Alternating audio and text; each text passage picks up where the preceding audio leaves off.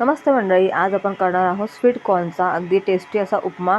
Sweet कॉर्नपासून तुम्ही भरपूर recipe पाहिली असेल, पण ही रेसिपी तुम्ही नक्की ट्राय करा। खूप टेस्टी लागते आणि बनवायला पण खूप सोपी आहे। इथे मी स्वीट कॉर्न बॉईल करून त्याला थोडेसे कांदे टाकून थंड करून घेतले आणि नंतर मिक्सरमध्ये बारीक करून घेतले।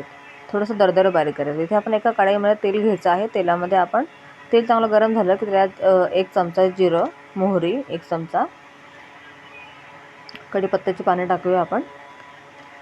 मिरच्या टाकूया। इथे मी तिखट आणि फिक्या अशा दोन्ही मिरच्यांचा उपयोग केलेला आहे। तुम्ही तुमच्या आवडीप्रमाणे कमी जास्त तिखट करू शकता। इथे मी 2 मोठे कांदे घेतले चॉप करून।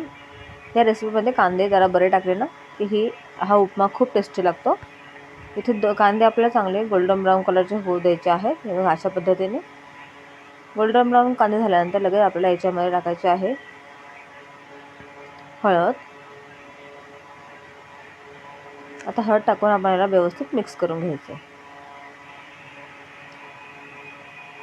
आता आपण याच्यात टाकणार आहोत थोडासा गरम मसाला। याच्यामुळे ना खूप छान टेस्ट येणार आहे। आणि लगेचच आपण याच्यामध्ये आपले मक्याचे कणीस जे होते मिक्सरमध्ये वाटून घेतलेले त्याच्यात ट्रान्सफर करायचे। इथे मी 3 कणीस घेतले होते। तुम्ही तुमच्या आवडीप्रमाणे कमी जास्त करू शकतात। आपल्याला हे सगळं टाकून व्यवस्थित मिक्स करून घ्यायचं आहे अशा पद्धतीने। आणि तेल इथे मी दोन मोठे चमचे टाकले होते। चवीपुरतं मीठ टाकूया आपण याच्यामध्ये। अगदी सोपी ही रेसिपी आहे आणि झटपट बनते। तुमच्याकडे जर जास्त कॉर्न आणले असतील तर तुम्ही अशा पद्धतीने कॉर्नपासून ही रेसिपी नक्की बनवून बघा। मीठ टाकून आपण चांगलं व्यवस्थित मिक्स करायचं। याच्यामध्ये जेवढं पण थोडंसं मॉइश्चर असेल ते सगळं आपल्याला रिलीज होऊ द्यायचं आहे। त्याच्यामुळे आपल्याला याला 5 मिनटं मीडियम टू फ्लेम गॅसवर स्लो गॅसवरती आपल्याला याला वाफवून घ्यायचं आहे। फ्लेम आपल्याला एकदम मीडियम करायची आहे। जास्त फास्ट करू नका, नाहीतर मग ते खालून चिपकू शकेल। हे बघा आपोआप याचं तुम्हाला याच्यामध्ये थोडा ड्रायनेस दिसतोय। अशा पद्धतीने आपल्याला करायचं आहे। आता याच्यामध्ये आपल्याला छान अगदी चटपटीत टेस्ट करण्याकरता इथे मी अर्धा लिंबूचा रस पिळला आहे।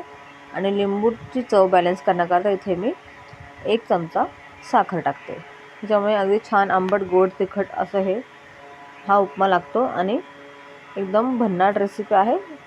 खूप टेस्टी लागते। इथे आपण हे सगळं व्यवस्थित मिक्स करून घ्यायचं आहे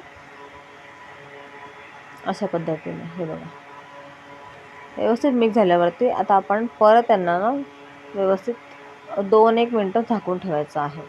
हे बघा तुम्ही वरून खालपर्यंत अगदी व्यवस्थित मिक्स केलेलं आहे।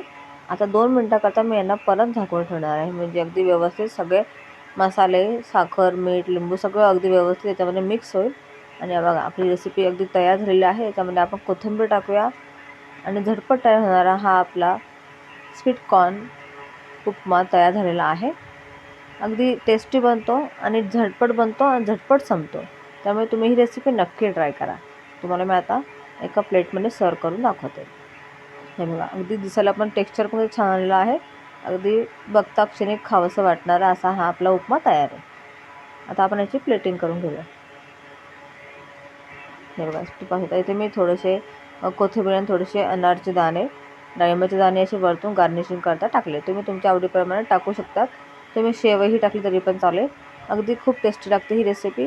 सकाळी नाश्ता करता तुम्ही ही रेसिपी बनवू शकतात।